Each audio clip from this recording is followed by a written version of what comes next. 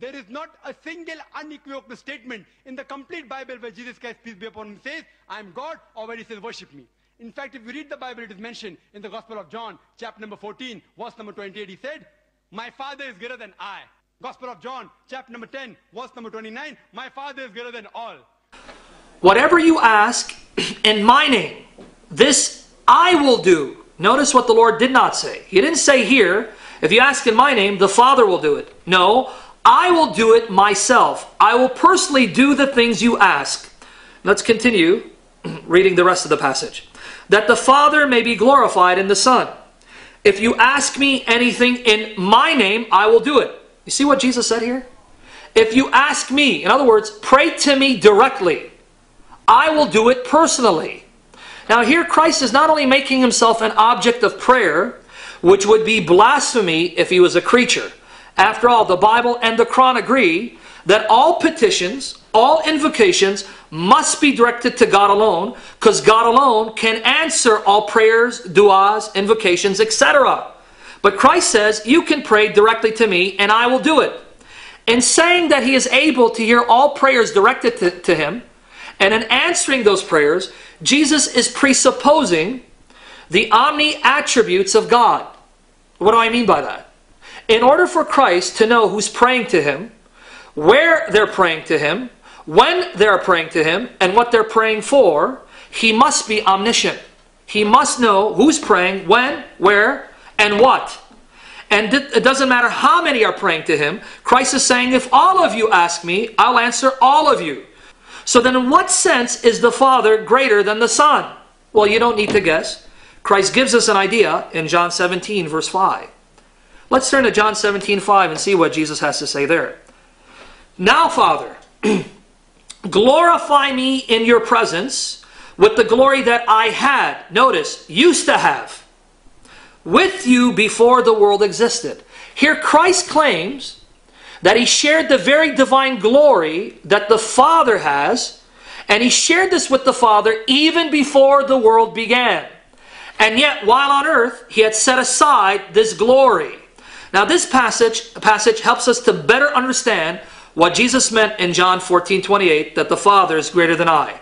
Let's look at that passage once again in light of all the passages that we just read, which helps us to further and better understand Jesus' point in context.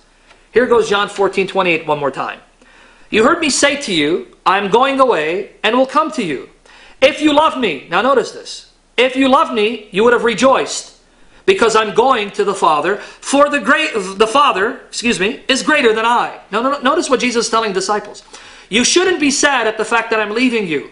If you really love me, you would be happy, because I'm going to the Father, for the Father is greater than I. Now what's the connection there? What's the connection with the disciples rejoicing that Christ will return to the Father and that the Father is greater than he? Well, in light of John 17:5, it's obvious why Jesus said what he said. The point to the disciples is this: if I remain on earth, the Father will be greater than me in terms of glory and status. Why? Because Jesus already told us in John 17:5 that he set aside the very divine glory that he possessed with the Father before the world was, in order to come to the earth and redeem his people from their sins. However, once he returns to the Father, he will once again receive that glory which was his, which he voluntarily set aside. So basically what Jesus is telling the disciples is this: if you love me, then you would desire for me to return to glory and cease to be on earth, because while I'm on earth, I will continue in the state of humiliation. But if I return to the Father, not only will the Father no longer be greater than I'll be basking in the very divine glory that the Father possesses, which belongs to me, and a glory I had with him before the world was. That's what Jesus means when he says the Father is greater than I. Not in terms of essence or nature, but in terms of status and glory. Finally, it is ironic that Muslims would point to John 14:28 to try to disprove the deity of Christ, when this passage actually proves that Islam cannot be a revelation from the true God. Why do I say that? Notice Jesus says he will return to the Father. However, according to the Quran, Allah is a father to no one, and he's definitely not the father of Jesus Christ. Just look at the following passages in the Quran.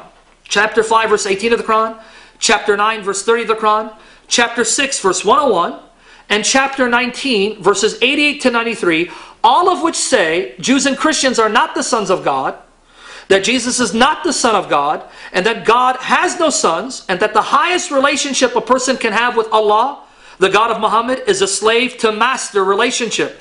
Yet here, the God that Jesus proclaimed, the God that Jesus is returning to, is his blessed Father. Jesus is returning to God the Father, something Muhammad denied. Therefore, Muhammad cannot be a true prophet. So it's ironic that the very passage that they're trying to use to disprove Christianity actually ends up proving Islam is false. Thank you for your patient listening.